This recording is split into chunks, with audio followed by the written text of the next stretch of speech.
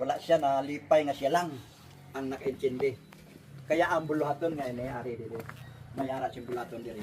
Tungod sang pulong nga iya na agom nga halin sa Ginoo nga napaka-importante gali sa tawo nga mahibaloan ini kag napaka-importante gali nga maagom ini sang tagsa ka mga katawhan agod nga makabaton kita sang maayo nga promisa sang Ginoo nga siling sang Dios iwali sa bilog nga kalibutan kaya may plano ang Dios nga maunhan pa kita dire na wala imposible nga maabot naton dito ang lugar nila na Daybiya no?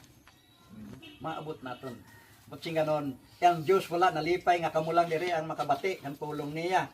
Wala ang Diyos nalipay nga kamulang ang makaagom sang kaluwasan. Ang tanan niya mga katawhan. Kinahanglanon nga makabati sila kag mabaton nila ang mga pulong sang Ginoo kag sa gyapon maka benepisyo sila sang maayo nga plano sang Dios sa aton. Amen. Kaya amo na